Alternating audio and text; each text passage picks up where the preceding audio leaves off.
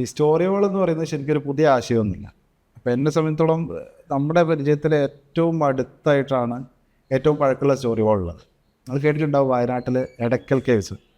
എടക്കൽ കേവ്സിൽ അവരുടെ പല സമയത്തായിട്ട് ഏതാണ്ട് 8000 വർഷത്തോളം മുമ്പ് ഉണ്ടാക്കിയതാണ് എടക്കൽ കേവ്സിലെ ചിത്രങ്ങൾ, മറ്റേ അവിടുത്തെ ചുവരിലുള്ള നിർമ്മിതികളൊക്കെ. അതൊരു ഓരോ കാലഘട്ടത്തിലും അവരുടെ ലൈഫിന് അടയാളപ്പെടുന്ന രീതിയിലാണ് അവിടുത്തെ ചുമര് രേഖപ്പെടുത്തിയിട്ടുള്ളത്. അപ്പോൾ ഇതാണ് ശരിക്കും ഏറ്റവും പഴക്കമുള്ള സ്റ്റോറി വാൾ എന്ന് പറയാൻ പറ്റുന്നത്. ശരിക്കും സ്റ്റോറി വാളുകൾ എന്ന് പറയുന്ന ഒരു ബ്രാൻഡിനെ സംബന്ധിച്ചിടത്തോളം അവരുടെ സ്റ്റോറി, അവരുടെ ബ്രാൻഡ് ഡെവലപ്പായി വന്ന ടൈം ലൈനാണ് ശരിക്കും സ്റ്റോറി വാൾ എന്ന് പറയുന്നത്. അപ്പോൾ ആത്മയ്ക്ക് ശരിക്കും മലബാർ ഗോൾഡ്, അതുപോലെ റീഗൽ ജ്വല്ലറി, പിന്നെ പ്ലൈമോഡ് എന്ന് പറഞ്ഞിട്ടൊരു പ്ലൈവുഡ് കമ്പനി ഉണ്ട്, പിന്നെ അതുപോലെ കെൻസ TMT, ഇങ്ങനെ ഒരു 20-25ഓളം സ്റ്റോറി വാളുകൾ ഇന്ത്യൻ്റെ പല ഭാഗത്തായിട്ട് ചെയ്യാൻ വേണ്ടി ആത്മയ്ക്ക് പറ്റിയിട്ടുണ്ട്.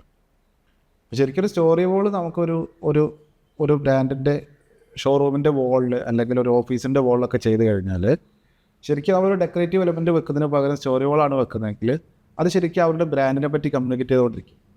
അപ്പോൾ അവിടെ വിസിറ്റ് ചെയ്യുന്ന ആൾക്കാർക്ക് എന്താ പറയുക, ഇവർ വിശദീകരിക്കാണ്ട് തന്നെ ആ സ്റ്റോറി ചുമരിൽ നിന്നിട്ട് അത് ഇറ്റ്സെൽഫ് അത് പറഞ്ഞുകൊണ്ടിരിക്കും. അപ്പോൾ അതൊരു ഏറ്റവും നല്ലൊരു ബ്രാൻഡിങ് ടൂളായിട്ടാണ് സ്റ്റോറി വാൾ മാറുക.